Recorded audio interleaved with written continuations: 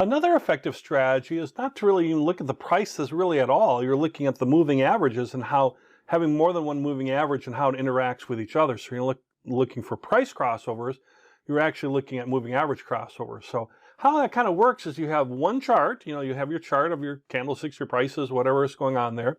And you're using, a moving average with different timelines. You could even have different types, or they could be the same type, but they definitely have to have different timelines as far as, days, minutes, hours, whatever your time frame is.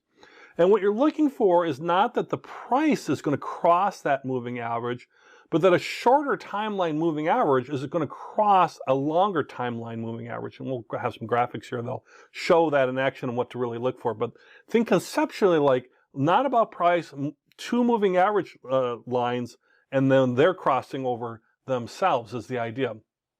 And then what do? Do you buy or sell based on that crossover is the idea. And we're going to talk about that.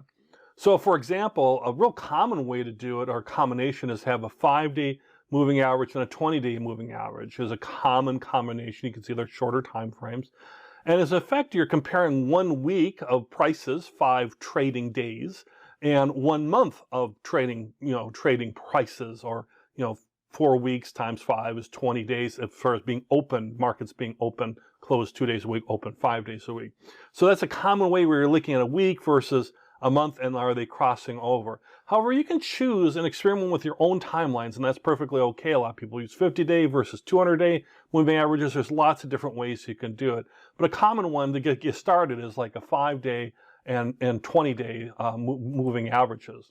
So what you do is when you buy, when the shorter time frame moving average line crosses the longer moving average line on the upside. So you've got this longer moving average line, and the shorter one is crossed above that line.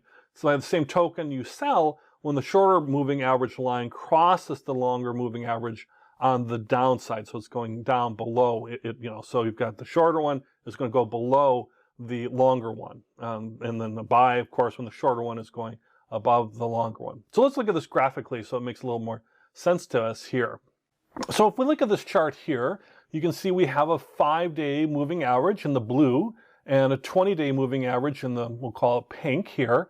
And you can see, let's go over to the far left. You can see how we have a real strong uptrend here on the far left. You can see that 5-day moving average prices, again, very sensitive because it's not a long time frame. Even though it's a simple moving average, it's not a weighted moving average, but you can see how it hugs to the prices. Versus the 20-day moving average, there's the kind of a gap between that blue and that pink line on the far left. And then you see them start to come together here in the middle where it's almost hard to see, but you'll see that blue line cross, a little bit, or start to cross below that pink line. Those are sell indicators that, we might be a little bit of a downtrend or an opportunity to sell, that we've topped out, and we're actually in a more of a sideways market, and it's kind of whipsawing a little bit there. But that would be our sell signal that the blue line, the shorter time frame, is going to cross, above and go below. It's going to go below the pink line.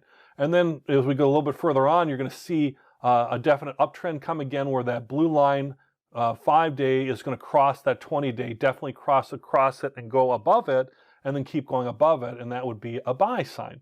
And then so on and so on as we go across the chart. You can see the lines crossing each other, and each time there's a cross, that means that there is either a buying time or a buying indicator or a selling indicator as you go through those. And I've highlighted those here.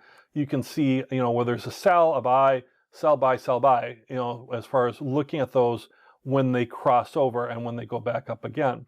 Again, if you have longer, let's say instead of a 5-day, I was using maybe a 40-day or 50-day moving average for the pink line, there might be less times where they might be crossing. So that's where you can, adjust those to see what's comfortable for you. But this is a classic way to do it, is with a 5-day and a 20-day, and you're looking for when the lines cross over, and this has nothing to do with the prices. You're looking at just the blue line and the pink line. It should correlate a little bit together as far as with the prices, but you can kind of see you're really looking at the lines more so than prices by looking at moving average crossover versus price crossing over a moving average line. In addition, if you see more space, or what you call daylight, between the two lines, you'd have more confidence that the signal is correct. So if we look over in the far left, or you can see where the arrows point, and the other two areas as well, there's a lot of daylight, a lot of space in between the blue and the pink line. So that gives us a confidence that, okay, this is pretty strong. It's going to probably keep going on that uptrend there, for example, on the far left. And so we feel pretty good. Once there's less daylight, which you can see in the first sell box, it starts to get all kind of messy there, all close together. Then there's less confidence that that sell signal is correct. That's not just going to whipsaw and go back to a buy signal. And then after that second buy signal, we see another big gap come up, and so we have a nice another run up in this particular security, where we can have confidence that that signal is correct, and then so on throughout the rest of the chart. So when you're looking for things with moving average crossovers, look for the crossover, but also look for looking back over time, how wide that gap is, how much daylight is there between the two lines to give you another extra level of confidence that you're making, the correct move on that.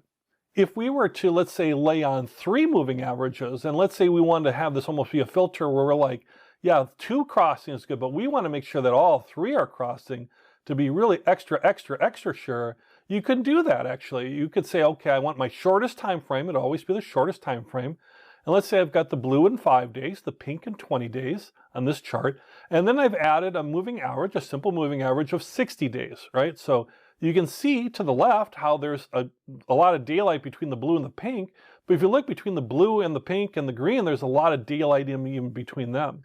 And you can see how if we follow that green line going up and where that blue arrow is saying approached but did not cross, you can see we go all the way across that chart for a long time frame before we actually cross all 3 lines, really somewhat significantly where we're crossing all 3 lines where the blue line is in effect crossing the pink line and the green line, those longer moving averages that are telling us a real sell signal. So if we did it this way, you can see how it takes out all that whipsawing that occurred earlier, that above and below the line, took all that out, and we've been holding the security all the way until we get to that sell part, and then we sell from there.